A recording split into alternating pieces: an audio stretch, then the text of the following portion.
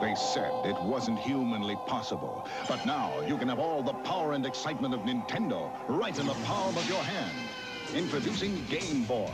It's portable, it's in stereo, and its games are interchangeable. Plus, Game Boy comes with the outrageous new game, Tetris. And for head-to-head competition, use the revolutionary video link and blow your opponent away. Game Boy, only from Nintendo. Now you're playing with power. The Nintendo Game Boy. Now we're playing with portable power. This system was built in with Tetris. It was the first game that I had for this system. A really great game, very accessible for everybody. Really cool block patterns, and I really like the music. The music is super catchy, and really just a overall outstanding game. Super popular back when it came out in 1989 here in the United States and Canada. Absolutely love this game. Alright, so now we're going to dive into the system here, guys. This game in particular was one of my favorites. I got this for my 7th birthday. Super Mario Land was just amazing. Finally, we had a real Mario game on the Game Boy. Really cool game. The fireballs bounce. The bosses were really cool in it. The ability to drive a submarine and be an airplane was really cool. And it had these awesome little bonus levels as well at the end here. Absolutely love this game. I still go back and play it often. The cool part to me was the Eastern Palaces music. You hear that in Super Smash Bros. All the time now.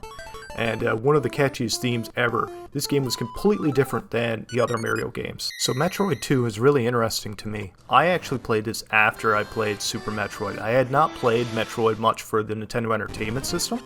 This game was really different. The whole purpose of this one was to actually go out and hunt Metroids and kill them as a bounty hunter. Really unique, different mutations on the Metroids, and the power-ups were really, really great.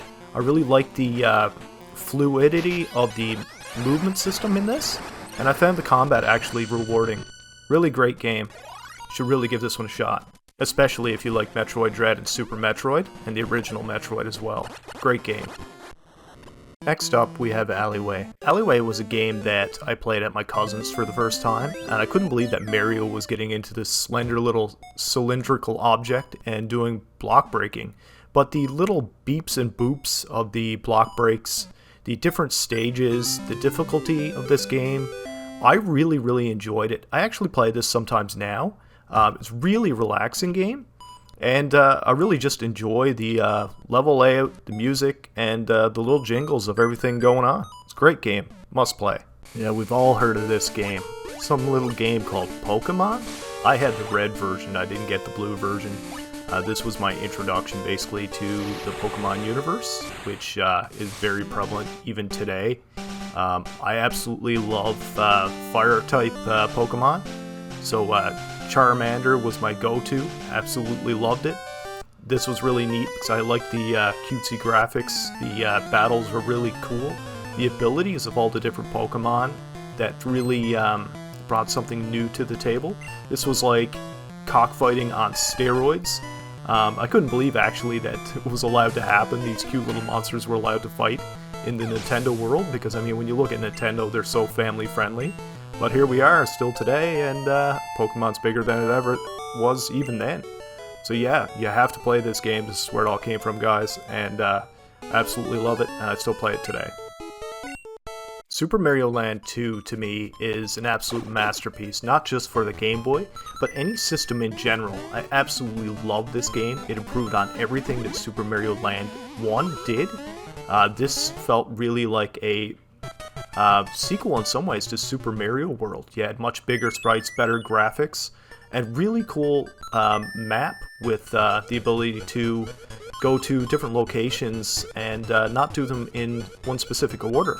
I absolutely love this game. I play it often today, and this game introduced Wario, which is my favorite Nintendo character in the Mario universe. I absolutely love Wario. It's me, a Wario. If Super Mario Land 2 introduced Wario, it was time for him to have his own game. In walks Super Mario Land 3, Wario Land. Wario is a treasure hunter.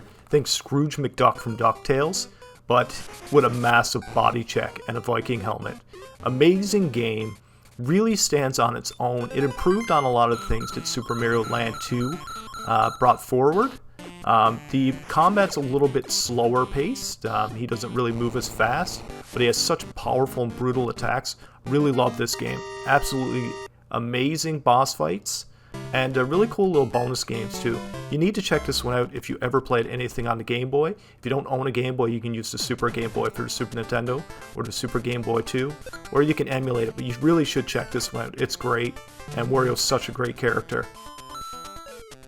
Many of you don't know it, but I'm a huge Mortal Kombat fan. I love Mortal Kombat, and Mortal Kombat 2 for the arcade and the Super Nintendo are my absolute favorite. But here comes this game for the Game Boy. Finally we could play Mortal Kombat on the go.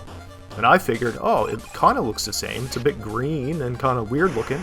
But then when I actually got this game, I realized it had no blood. The finishing moves were nerfed, not as many characters. Pretty amazing that they got it onto the Game Boy. Good to check out, not something that I recommend that you go out and spend a lot of money on. But a good game nonetheless. I mean, it's Mortal Kombat 2, sort of. I really think that this was kind of just a cash grab, but I did have it, and I did play it a lot. Mega Man 4 is the first title I'm going to pick for the Game Boy from the Mega Man series. In a lot of ways, this was the build-up to Mega Man 5, which I'll be talking about next. But this game is equally as good. It really does have great music. It has fantastic atmosphere and enemies, like this snail guy we're seeing right now. The bosses are reused from the Nintendo games. However, the attacks that they have is different, which you'll see here now with Toadman. He actually uses what's called Acid Rain, which covers the whole screen, which makes things really interesting from a battle perspective. I definitely recommend this game, but if you have a choice between 5 and 4, get 5, which we'll be talking about here next. But I gotta say, Mega Man 4 stands on its own as a great title for the Game Boy. Mega Man 5 is an absolute masterpiece for the Game Boy. I'm surprised a lot of people have not heard of this. You always hear of Mega Man 2, Mega Man 3, and even Mega Man 4 for the Nintendo, Mega Man X for the Super Nintendo, but Mega Man 5 for the Game Boy really stepped it up. The graphics were incredible for the system. I mean, this is the Game Boy. The music, as you can hear, is just simply outstanding. A real true representation of the Nintendo music. The sprites were a little bit bigger in order to make up for the smaller resolution, but the boss battles were really cool. The story is actually really awesome. The power-ups are great. And honestly, this is a absolute amazing game and an amazing Mega Man game. I really do recommend this to anybody who has not played it. It's one of my favorite games for the Game Boy ever made, easily. Check it out, guys. Next up, we have Link's Awakening. This is the Legend of Zelda game for the Game Boy. Absolutely stunning game. Really presents the quality of the system. The music's incredible, the boss battle's incredible, the story's incredible, and actually it's one of the darkest Legend of Zelda games. Majora's Mask usually takes that title, but in this game, this is basically all one big dream that Link has that basically manifests itself. And when you actually finish this game, everybody ceases to exist. What was really cool about this game is you can see the chomps, you can see the little dog. It's a really quaint atmosphere. The owl and stuff like that. It's just a really cool storyline to it. It was just really incredible to see this kind of quality coming out of a Game Boy on a portable system. You could play this on the go, on the bus, or, you know, in between classes. It was really great. I still play it often, and this had a recent remake for the Nintendo Switch, and that's a really quality game as well. I give this easily a 10-star rating for the Game Boy. This is a masterpiece, and really pushed the envelope of what the Game Boy was capable of. And honestly, it pushed the genre forward for The Legend of Zelda, because you could actually jump in the game. Just about everybody who had a Game Boy back in the day had Kirby's Dream Land, and why not? The game was simply stunning. The graphics were incredible, the atmosphere was incredible, and Kirby's power-ups, his ability to absorb his enemies' powers, were just so cool. It was kind of like a Mega Man game, except you eat your enemies instead of killing them and grabbing their microchips and using their abilities. The graphics style is super cute. Yeah, usually I don't like super cutesy graphics, but in this case, I mean, Kirby, he's a legend. His ability to fly was really cool, and honestly, this kind of graphic fidelity coming out of the Game Boy was just simply unheard of. There were some good titles that I've already mentioned in this video, but Kirby really takes the cake on its sprite work and its level design, and really it stands as one of the best Game Boy games ever made, and belongs on any top 25 list for the Game Boy. So for this game, I'm going to take my time and take a minute to explain it. This is what happens when the Game Boy meets Secret of Mana and its action RPG style, and Final Fantasy. This game, a lot of people never even heard of it. It's really, really, really fantastic for any system. It just happens to be on the Game Boy. The bosses, as you can tell, resemble Secret of Mana bosses.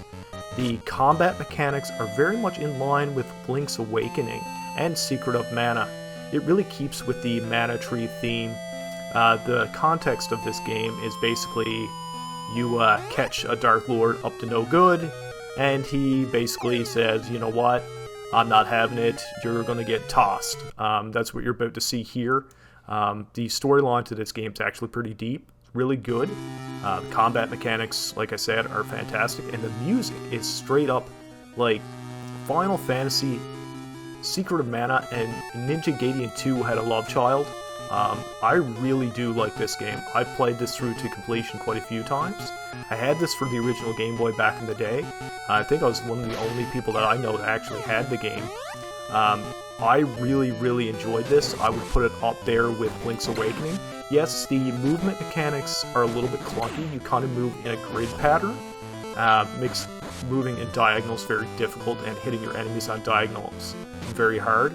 But yeah, the story to this, guys, the overall atmosphere, this is a 10 out of 10 game, and a really good way for us to finish off our Game Boy retrospective in the Games That Raised Us series. The next up system we'll be doing, guys, will be the Super Nintendo. It's going to be a massive video. It's going to take me probably a month or two to actually get through it. But if you like this kind of content, leave a comment. If you like this kind of content a lot, like and subscribe. Hit that notification bell. And that's going to do it today, guys. Don't forget to like and subscribe for more Games That Raised Us retrospectives that will be coming in the future. Bye now.